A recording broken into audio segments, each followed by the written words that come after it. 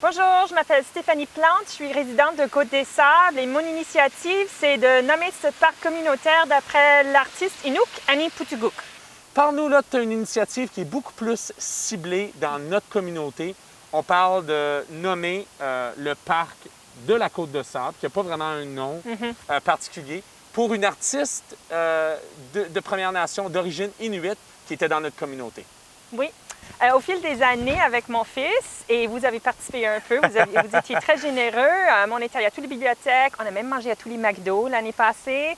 Et puis, c'est en allant au Robert Plant Center, au Walter Baker Center, que j'ai réalisé, il n'y a pas d'espace municipal qui porte le nom de quelqu'un d'autochtone, d'Inuit ou de Métis. Et je me suis dit, essentiellement, il faut changer ça. Alors, j'ai commencé l'initiative ici dans le parc. La raison pourquoi j'ai choisi ce parc, c'est comme vous l'avez dit, il n'y a pas vraiment de nom associé à ce parc. Ouais. Tout le monde sait c'est où le parc Strathcona. Tout le monde sait où c'est le parc Chapel. Alors, je me suis dit, ici, c'est l'endroit parfait parce que, essentiellement, ce n'est pas tamponné avec un nom.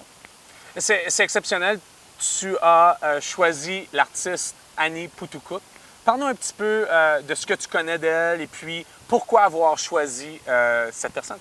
Oui, alors Annie, elle est venue à Ottawa au début des années 2000 parce qu'elle était la première femme Inuk à avoir un show solo à la Galerie nationale.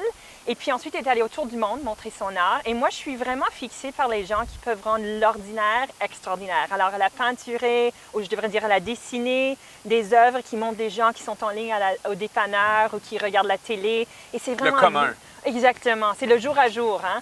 Et puis, moi, c'est ma vie. Hein? Je suis en ligne au Loblaws presque à chaque jour. Je vais au Shoppers Drug Mart. J'ai vraiment pas une vie exceptionnelle, même si elle a mené une vie exceptionnelle. Alors, je suis vraiment captivée par ça.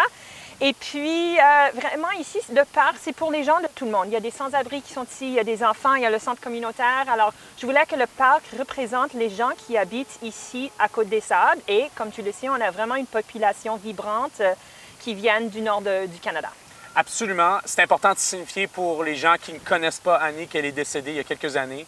Un décès qui est tragique. Hein? On parle d'une femme inuite. On parle des circonstances qui sont nébuleuses. Alors, je suis sûr que dans ton analyse ou dans ta réflexion, tu veux mettre en présence son histoire au niveau artistique, mais tu ne veux pas non plus mettre en veilleuse les circonstances de la situation. Absolument. Un peu comme on reconnaît Terry Fox pour toutes les bonnes choses qu'il a fait, on a reconnu aussi la façon dont il est décédé. Et moi, je veux faire la même chose avec Annie. Essentiellement, c'est aller sur le site web de la ville et puis je ne savais pas c'était quoi le terme exactement et finalement, je me suis tombée sur commemorative naming, c'est ça le terme pour la ville d'Ottawa. D'autres municipalités ou d'autres façons de nommer le processus. Et puis, j'ai juste commencé à mettre en vigueur, OK, je dois appeler cette personne. Premièrement, pour moi, c'est la famille à Annie. Si je n'avais pas le buy-in de la famille d'Annie, je n'aurais pas commencé avec le processus. Heureusement, son frère a dit oui. Le papa de sa fille a aussi dit oui.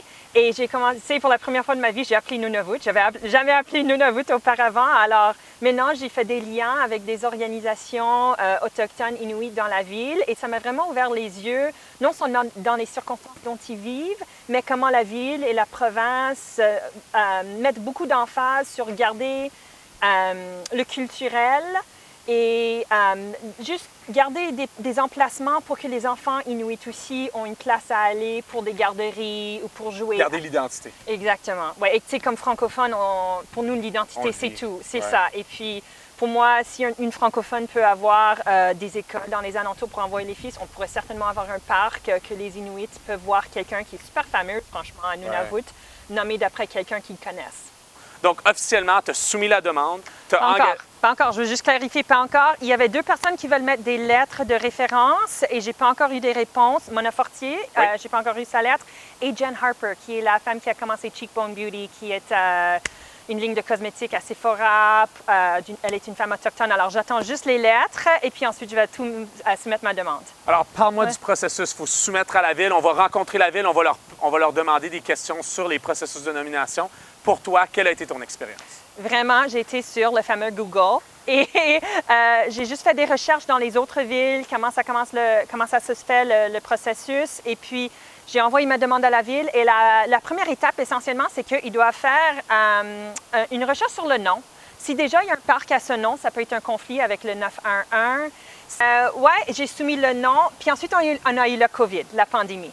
Et avec la crise sanitaire, comme vous savez, beaucoup de services, je sais. Alors, tout a été retardé en fait. Tout. Alors, j'ai passé mon temps dans les mois de la pandémie à juste recueillir des lettres de référence parce que je me suis dit, pendant qu'on est dans cette période un peu inconnue, le plus de gens qui appuient la candidature, le plus vite, je pense que ça va aller en bout de ligne. Alors, comme mentionné, on a rencontré la résidente Stéphanie qui soumet un nom pour le parc de la Côte-de-Sable et maintenant on rencontre la ville. C'est important pour nous de comprendre comment la ville considère les noms des espaces. Alors, je suis heureux d'avoir David Masrour qui se joint. Il est coordinateur de programme dans le groupe de Parcs, Loisirs et Culture à la ville.